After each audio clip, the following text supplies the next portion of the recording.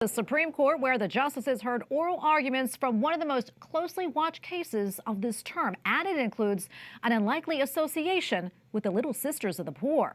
For decades, some fishing boats had to pay for government-mandated observers who track their fish intake. Recently, the National Oceanic and Atmospheric Administration decided a group of herring fishermen had to start paying for the inspectors. In Loper Bright Enterprises, Inc. versus Gina Raimondo, the fishermen argue their exclusion from the original list meant they should not be liable for payments. At the center of the case is the Chevron Doctrine, a 40-year-old precedent in which courts give considerable leeway to federal agencies' interpretation of the laws that they administer. It is a precedent that plays out across all government agencies. So, how does the Little Sisters of the Poor factor into the case? Well, the sisters filed a friend of the court brief last year in support of the fishermen. The nuns have had a number of victories fighting against attempts to force them to comply with contraception mandates implemented by the government. Both the nuns and fishermen are asking the Supreme Court for a major check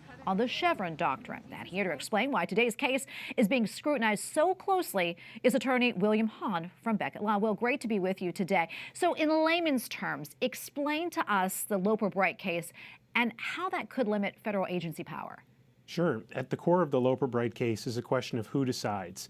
Do federal courts get to protect ordinary Americans from arbitrary regulatory power in the administrative state? Or does the administrative state get to say, we get to decide what the law means and what rights and protections you have? That's why the Little Sisters of the Poor came into this case. Because although they have won at the U.S. Supreme Court 3 times over the past 10 years, their legal odyssey, as one Supreme Court justice called it, to protect their ministry from the Obamacare mandate on contraception and abortifacients is continuing precisely because of administrative power saying, you don't have religious freedom in this context today. Maybe you have it under a different administration, but then you'll maybe have it another way, a different time. The Little Sisters need a clear answer, and those answers come from clearly applying federal law. That's what courts do, and that's why the Little Sisters came into this case, so that the court can do what it's supposed to do, apply the law and protect Americans. Well, if the deference precedent is eliminated, how do you see the balance of power among the 3 branches of government shifting?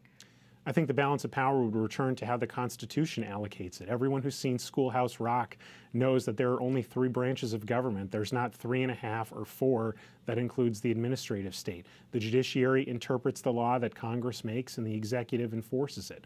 Unfortunately, what happened with the Little Sisters is that the executive took a law that didn't want a regulation requiring the Little Sisters to violate their religious beliefs and inserted one anyways, and then the courts, although ruling for the Little Sisters 3 times ultimately, were just ignored in some ways by the Department of Health and Human Services, and then also California and Pennsylvania trying to come up with other ways to use the administrative process to slow things down and stymie the Little Sisters' protections.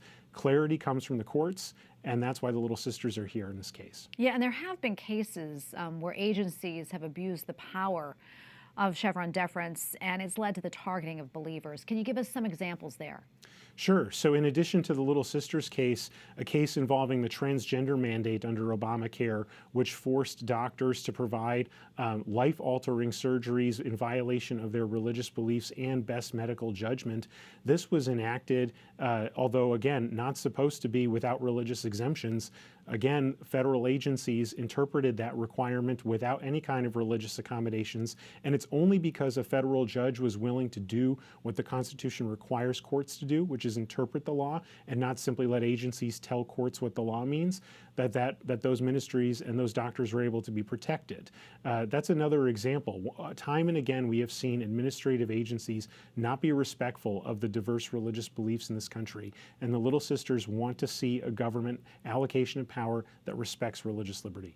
Well, we have about a minute or so left, but really quickly, I mean, in the long run, how do you see this case affecting the freedoms and protections that are afforded to religious organizations, churches, schools, and also ministries?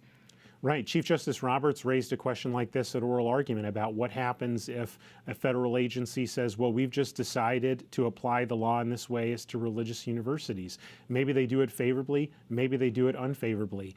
But what our Constitution points out is that structure and liberty are connected. How we allocate power lets us know whether or not our rights are protected. Our original allocation of power with 3 branches of government and limits allows for a protection for everyone in their fundamental freedoms.